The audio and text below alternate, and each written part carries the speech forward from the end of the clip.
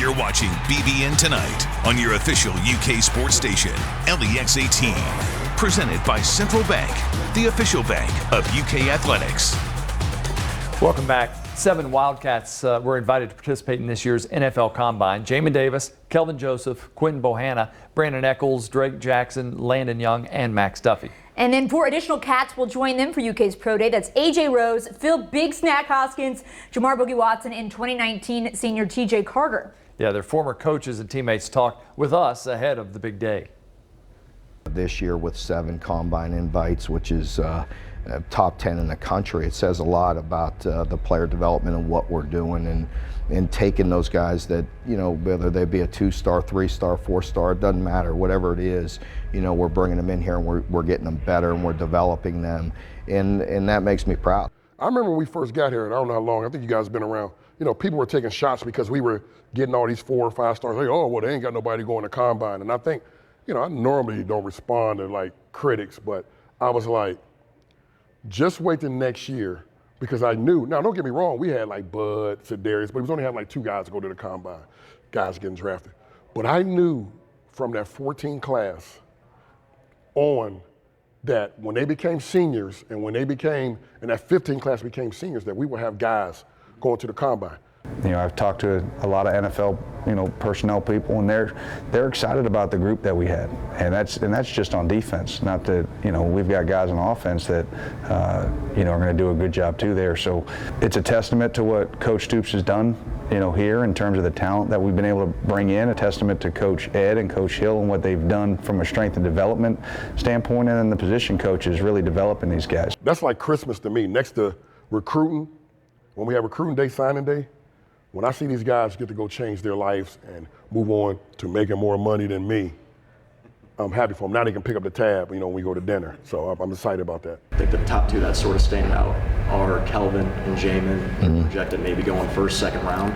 Yep. Just when you look at them and what they can provide at the next level, you can see that talent with those guys, correct? They certainly have all the ability that they need. You could see those guys getting better and better. When you're talking about an underclassman coming out and rising, the way their stock is going up, says a lot about you know, them and their work ethic and what they're doing. But they're very talented football players, great people, and you know, we're gonna miss them. Jamin is like family to me, because I know he was like a big brother when I first came in. Then it's like the roles kind of like switched. And like I was the younger guy, but then I kind of turned into somebody that he leaned on, and he was always an exceptional athlete. He just had to get the mental part together. And I used to tell everybody that like, he's probably the best backer in the room. He just had to get it together. And once he got it together, it was fireworks. Everybody seen. It was just to watch him grow, like coming from just, you know, just being athletic and being a good player to becoming like a great player, like reaching his potential. You can't do nothing but smile and be happy for the guy, no matter what. You know, Jamin and Kelvin, obviously really, you know, talented young men that made big impact plays for us. But then you talk about, you know, Quentin, and you know, you talk about Phil Hoskins and Brandon Eccles, and Boog and I talk, you know, quite a bit and about the process, and I think he's going to come back and really, you know, open some eyes. So I'm excited for all those guys, and you know, they've been really big players for us. Yeah, I can't wait to watch them work out here. I think they're going to really surprise a lot of people. I think, you know, in the offense we've had before, it doesn't look exactly like an NFL offense, and I think a lot of people are going to be surprised by their ability to move and do some athletic things, even though I'd never tell Drake that to his face, but, you know, he can be athletic at times. I love those 7, and there's a few more that I wish would have got the official invite. I think they could have, and they're going to get a good look on the pro day here, whether it's a part of the official combine invite or not. There's guys on this roster that I know a lot of pro teams are very interested in, and it just says a lot about the coaches and the way they're pushing guys and developing guys. What gets lost in the shuffle is when teams are built in the NFL, it's always them second and third day guys, and we will have about 4 or 5 guys drafted on them days too. All they got to do is get their foot in the door, and that's what I tell all of them. It doesn't matter whether it's the first or free agency. Get your foot in the door and go make a name for yourself. And I know they're all working really, really hard. And there's a nervousness piece for them. They come back and they call and they're asking questions about what the process is going to be. And yeah, this is an exciting time for those guys that are leaving our program. Dude, just look. This year, we probably, out of, I don't know how many college teams it is, but we in the top 10 of guys going to the combine. 2018, we had 8 or 9. This is here to stay, because this is the way we recruit and we develop. Trust me, it's not a fluke when you're going to see 32 teams in here Wednesday.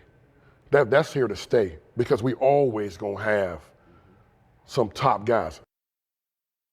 And you can watch tomorrow's workouts beginning at 11 a.m. streamed live on UKathletics.com and the SEC Network Plus.